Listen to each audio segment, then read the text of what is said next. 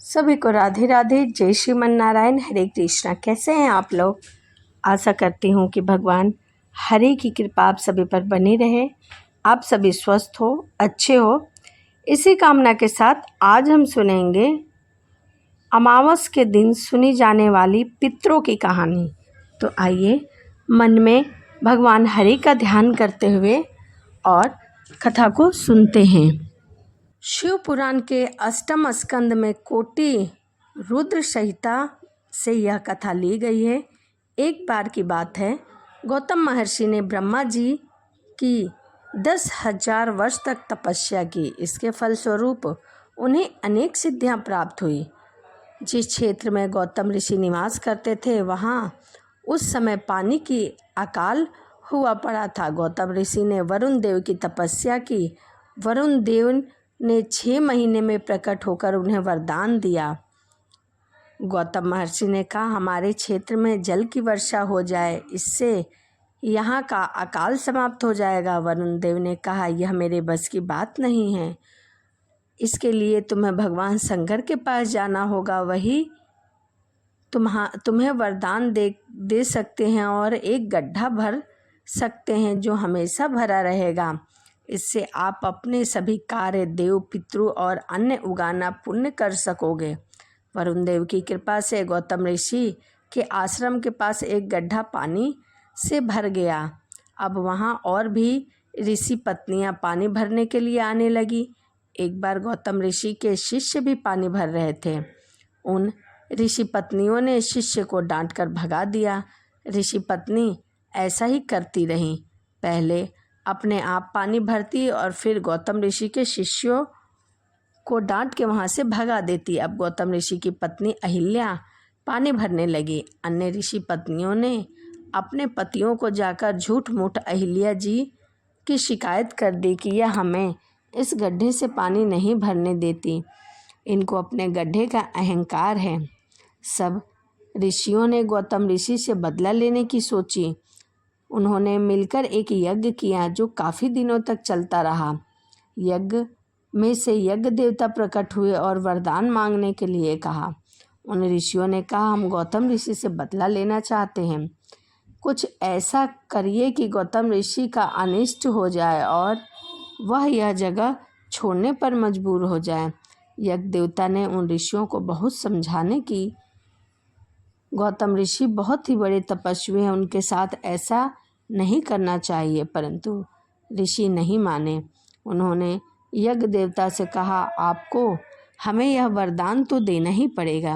अब यज्ञ देवता उन सबके सामने विवश हो गए थे और यज्ञ देवता का अनुष्ठान किया था। यज्ञ देवता ने मजबूरी में उनका वचन दिया कि ऐसा ही होगा। यज्ञ देवता एक निर्बल गाय का शरीर धारण करके गौतम ऋषि के खेतों में घुस गए और उनकी फसल खाने लगे।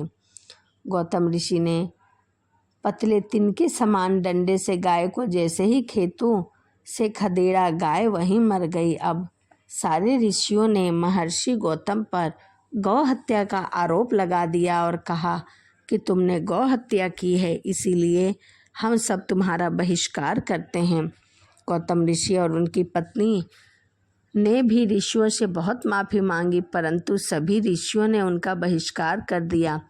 पितृपक्ष में जब पितरों का समय आया, गौतम ऋषि किसी ब्राह्मण को भोजन करवाना चाहते थे, क्योंकि ब्राह्मण को भोजन कराए बिना श्राद्ध पूर्ण नहीं होता। परंतु कोई भी ब्राह्मण गौतम ऋषि के द्वार पर भोजन करने के लिए तैयार नहीं हुआ।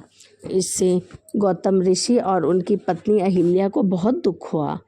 तभी यज्ञ देवता वहाँ प्रकट हो गए और उन्होंने गौतम ऋषि से कहा, ऋषिवर, आप दुखी ना हो। शास्त्र में ऐसा भी विधान है कि ब्राह्मण न मिलने की स्थिति में आप गाय को भी भोजन करवा सकते हैं, क्योंकि गाय माता भी ब्राह्मण का ही स्वरूप है। गौतम ऋषि ने कहा, मुझे गौ हत्या का दोष लगा है। यज्ञ देवता ने कहा, वह गाय तो बनावटी थी, इन ऋषियों के कहने पर मैं ही वह गाय बनकर आया था। यज्ञ देवता ने गौतम ऋषि से माफ़ी मांगी। अब गौतम ऋषि ने श्राद्ध पूर्ण किया, जिससे अन्य ऋषि जल भुन गए। सभी ऋषि गौतम ऋषि से कहने लगे, तुमने अपने पूर्वजों के प्रति भी अपराध किया है। अब तुम यह जगह छोड़कर यहाँ से चले जाओ। अगर तुम प्रायश्चित करना चाहते हो तो 1 कोस की दूरी पर ब्रह्मगिरी पर्वत है, तुम उनकी 3 बार परिक्रमा करो और गंगा जी को वहाँ तक लेकर आओ, तब तुम्हारे पितरों का उद्धार होगा, नहीं तो तुम कभी भी अपनी शक्ल मत दिखाना। उन ऋषियों ने उनका आश्रम और उनकी सारी जमीन छीन ली। तब गौतम ऋषि अपनी पत्नी अहिल्या के साथ ब्रह्मगिरी पर्वत पर रहने लगे। वह और उनकी पत्नी शंकर भगवान की आराधना करने लगे। उन्होंने 1 करोड़ पार्थिव शिवलिंग बनाए और उनकी तपस्या करते रहे। एक बार भगवान शंकर उनकी आराधना से प्रकट हो गए और वरदान मांगने को कहा। गौतम ऋषि ने कहा, प्रभु यदि आप मुझ पर प्रसन्न हैं तो गंगा जी को यहाँ विराजमान कर दीजिए। शंकर जी ने वहाँ गंगा जी को प्रकट कर दिया। गंगा जी शंकर जी से कहने लगी, प्रभु यदि आप पार्वती जी सहित यहाँ विराजमान होते हैं तो ही मैं यहाँ रहूँगी, क्योंकि मुझे भी आपके सानिध्य की आवश्यकता है। तब प्रभु वहाँ त्र्यंबकेश्वर महादेव के रूप में विराजमान हो गए और वह गंगा गोमती गंगा कहलाने लगी। तब ऋषियों को यह पता चला कि गौतम ऋषि ब्रह्मगिरी पर्वत पर गंगा जी को लेकर आए हैं, तो सभी गंगा जी के दर्शन करने आए, परंतु गंगा जी ने उनको दर्शन नहीं दिया, वह वहाँ से लुप्त हो गई। तब गौतम ऋषि ने गंगा जी के प्रकट होने के लिए कहा। गंगा जी ने कहा, इन ऋषियों ने आपका अपराध किया है, इसीलिए इनको शिव पूजा का कोई अधिकार नहीं है। परंतु गौतम ऋषि ने कहा, देवी इन्हें माफ़ कर दो, क्योंकि इनके ही कारण मेरा भला हुआ है। मुझे आपके और शंकर भगवान के दर्शन प्राप्त हुए हैं और इनके कारण ही यहाँ पर त्र्यंबकेश्वर महादेव की उत्पत्ति हुई है। ऐसा कहा जाता है कि ब्रह्मा विष्णु और महेश बोलिए त्र्यंबकेश्वर भगवान की जय। तो यह श्राद्ध पक्ष में सुनी जाने वाली कथा थी, किस प्रकार गौतम ऋषि ने ब्राह्मण न मिलने पर गाय को भोजन कराकर अपने पितरों को तृप्त किया है। उसी प्रकार यदि आप गांव में रहते हैं तो आपको बहुत सारे ब्राह्मण मिल जाएंगे, परंतु आप शहर में रहते हैं तो शहर में ब्राह्मणों का मिलना बहुत मुश्किल हो जाता है।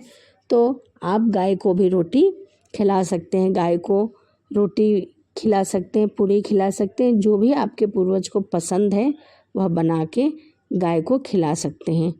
तो यह पितृपक्ष में सुनी जाने वाली कहानी थी। तो चलिए इस वीडियो को यहीं समाप्त करते हैं और मिलते हैं अगली वीडियो में।